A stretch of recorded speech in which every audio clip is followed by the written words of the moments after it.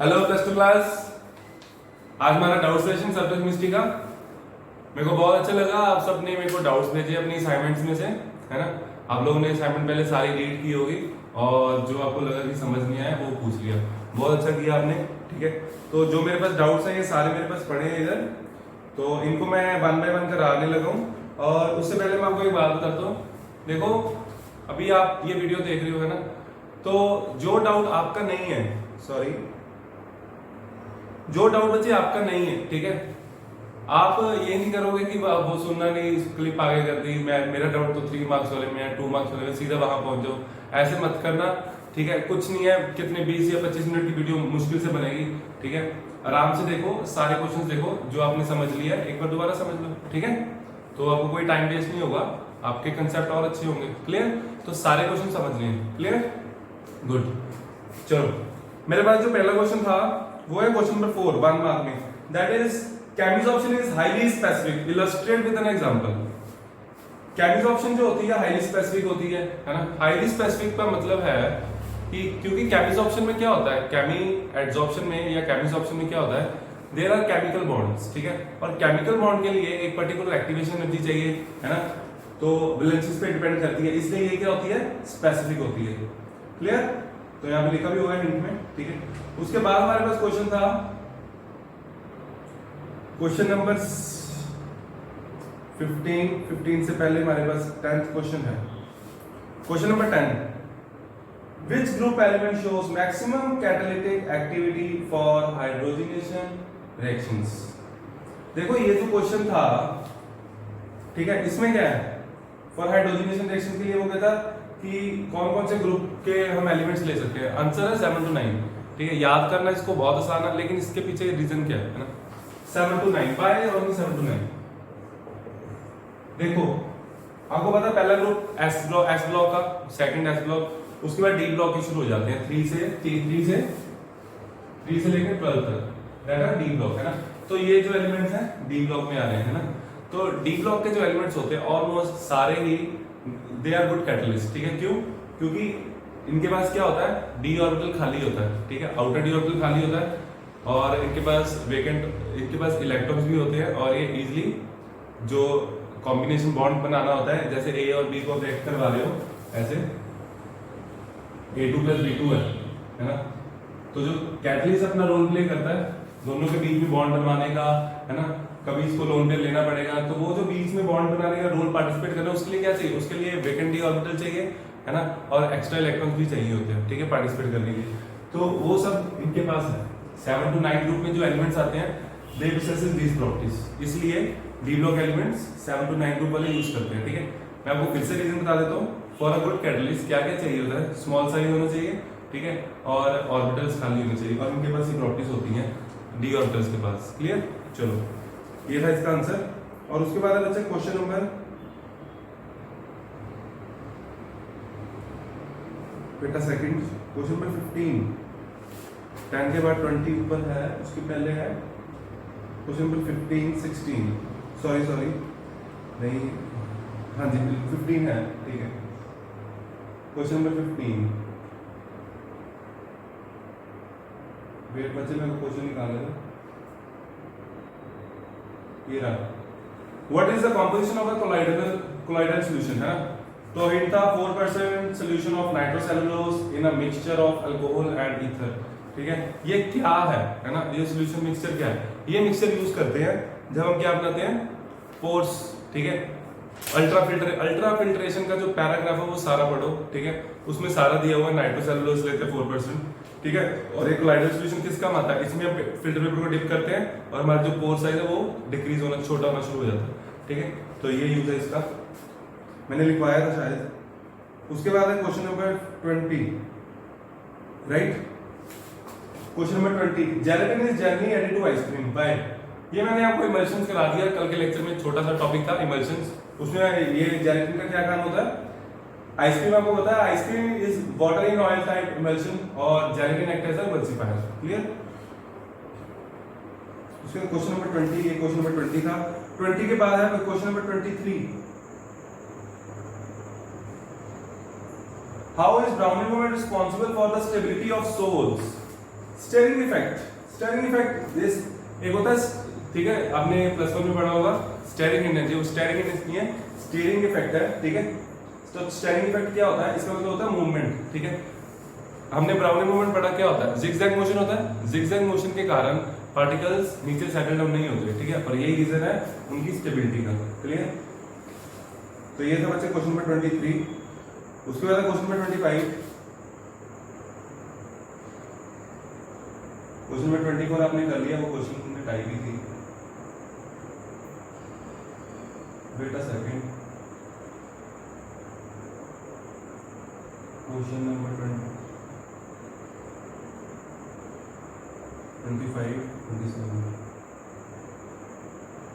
25 state the purpose of impregnating the filter paper with colloidal solution. देखो same question है, ऊपर वाला 4% nitrocellulose वाला, मैंने बताया था ना उसको डिप करते ताकि पोर साइज डिक्रीज हो जाए, वही आंसर है इसका।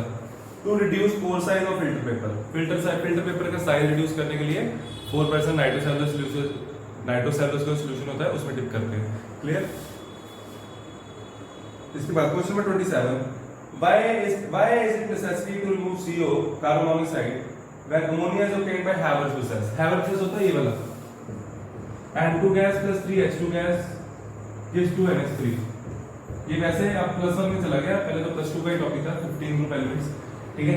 यहाँ पे मैंने आपको बताया था, जब मैंने आपको कैटलिस्ट कराया था ना, हेटेरोजीनियस कैटलिस्ट, उसमें मैंने पढ़ाया था कि ये गैस फेज में है और ये कैटलिस्ट जो है ये हेटेरोजीनियस है, सॉलिड फेज में है, ठीक है।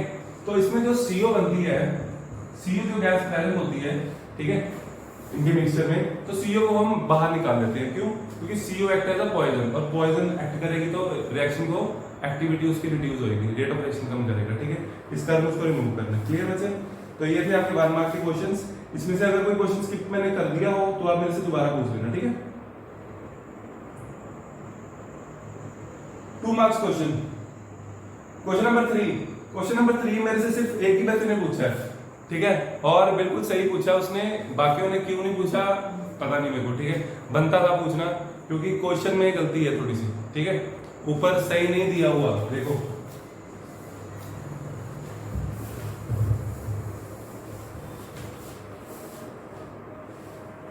देखो हमारे पास उसने टेस्ट ट्यूब ली, ये बोर्ड में आया हुआ बच्चे क्वेश्चन, ठीक है।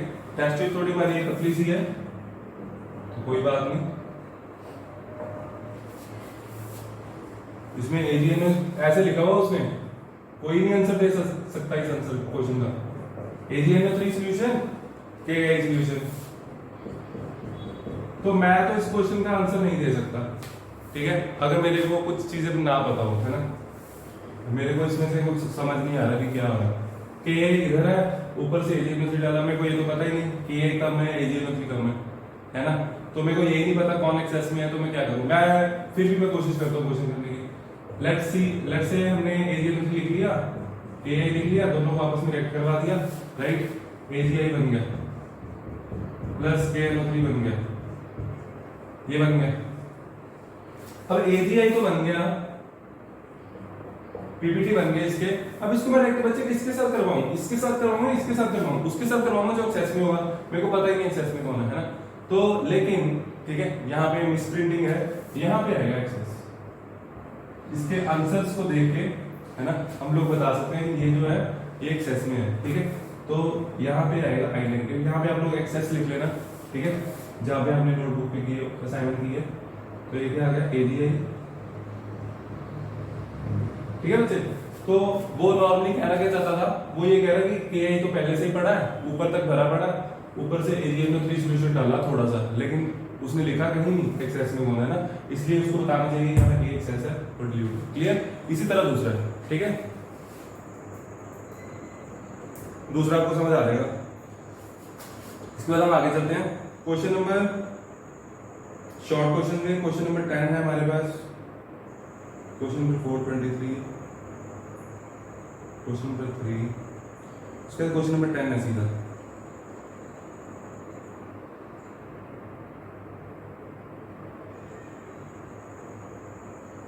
Question number 10. In what ways these are different? A sol and a gel and an emulsion. Sol sol में क्या होता है, डिस्पर्स फेज जो होता है, disperse phase that is solid, और जो डिस्पर्जन मीडियम होता है वो लिक्विड। जैसे सिल्वर का सोल बनाया, सिल्वर इन लिक्विड वो, ठीक है, दैट इज कोलाइडल सॉल्यूशन। उसके बाद बच्चे था जेल। जेल में आपको पता है डिस्पर्स फेज जो होता है वो लिक्विड होता है और डिस्पर्जन मीडियम सॉलिड होता है। डिस्पर्जन मीडियम क्या होएगा, मीडियम सॉलिड है और डिस्पर्स फेज लिक्विड, तभी वो थोड़ा सा क्या थिक सा रहता है पेस्ट, है ना, जेल्स का। उसके बाद जेल का डिफरेंस हमने देख ही दिया, इमल्शन मैंने आपको कल बता दिया, that is liquid in liquid. Clear?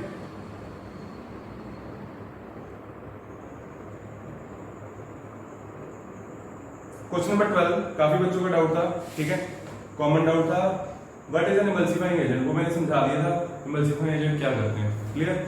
उसके बाद question number 13 Helmholtz electrical double layer and zeta potential, important question है ये, ठीक है, ये आपका ओरिजिन ऑफ चार्ज के जस्ट बाद आता है टॉपिक, ठीक है, ये टॉपिक मैं आपको टॉपिक अलग से कराऊंगा, ठीक है, पहले आप एक बार इसका टेस्ट दो, ठीक है, ओरिजिन ऑफ चार्ज के क्वेश्चन पेपर में आएंगे, उसको समझो, तब जाके ये हम इजीली समझ पाएंगे। क्लियर? चलो आपका सिर्फ ये क्वेश्चन रह जाएगा 13। उसके बाद आता है 15 question.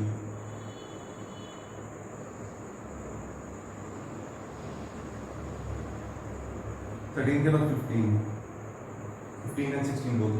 Artificial rain can be caused by spraying electrified sand on the clouds। ये मैंने समझा दिया था, एरोप्लेन से ऊपर जाओ और वाटर के जो पार्टिकल है, चार्ज पार्टिकल्स को न्यूट्रलाइज करो, कोएगुलेट होंगे, आर्टिफिशियल रेन होगी, ठीक है, कल बता दिया ये। इलेक्ट्रिकल प्रेसिपिटेशन ऑफ स्मोक, ये भी क्लियर हो गया, ठीक है, कल कर लिया ये हमने, मैंने लिखवा दिया था इसका आंसर, है ना। तो 15 हो गया, 12, 13, 15, 16, उसका 16 है। Write chemical equation for the preparation of, sorry 16 क्यों है, write chemical equation for the preparation of sols, gold sol में reduction, hydrolysis, hydrated ferric oxide, ये रिएक्शंस हैं सिंपल, तो कुछ भी नहीं करना, ठीक है। उसके बाद जो मेरे पास क्वेश्चन है that is question number 20, 18 and 20।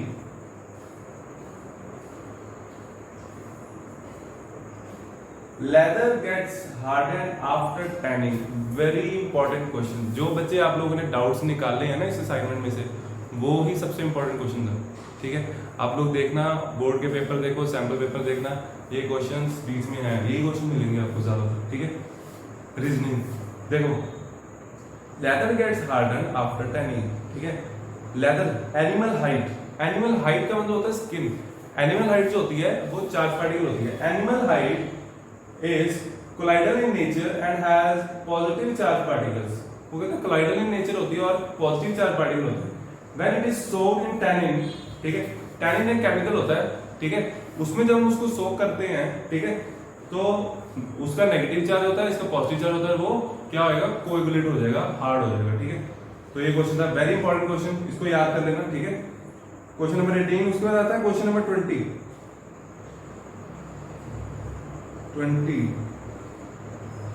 हाँ जी, 20 की प्रॉब्लम है। What happens when dialysis is prolonged? Dialysis जब हम बार बार डायलिसिस करेंगे तो जो इलेक्ट्रोलाइट होगा, देखो कोलाइडल सोल के पास जो होता है चार्ज होता है जिसके कारण वो दूर रहते हैं ना, और सेम चार्ज डिस्पर्जन मीडियम पे होगा, ठीक है। अगर कोलाइडल सोल पे पॉजिटिव चार्ज है, डिस्पर्जन मीडियम पे नेगेटिव चार्ज होगा, लेकिन जब हम बार बार इलेक्ट्रोलाइसिस करे जाएंगे तो इलेक्ट्रोलाइट जो मीडियम में है वो बाहर निकलना शुरू हो जाएगा और धीरे धीरे वो क्या होएगा, खत्म हो जाएगा, ठीक है। उसके खत्म होने से आगे वो कोएगुलेट हो सकता है, ठीक है। तो ये थे आपके 2 मार्क्स क्वेश्चन। उसके बाद 3 मार्क्स क्वेश्चन भी मेरे पास है, question number 6 and question number 7।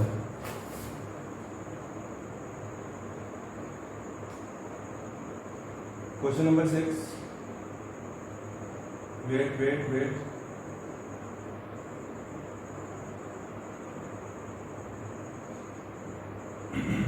Question number 6, distinguish between multimolecular, why, ये क्वेश्चन क्यों पूछा अभी, multimolecular, macro and associated, simple difference है, ठीक है, हो सकता है गलती से लिख दिया बच्चे ने। उसके बाद क्वेश्चन नंबर 7, ठीक है। क्वेश्चन नंबर 7 जो है, which property of colloids is responsible for the sun to look red at the time of setting, ठीक है। आप लोग बचपन से पढ़ते आ रहे हो, ठीक है, स्काई का कलर ब्लू है, जो सन है जैसे जैसे जो सेट होता है रेड कलर का दिखता है ना, ऐसा क्यों होता है, रेड ऑरेंज, है ना? आपको पता होगा, देखो सन जब यहाँ होता है बिल्कुल यहाँ पे होगा, ये लैंड है,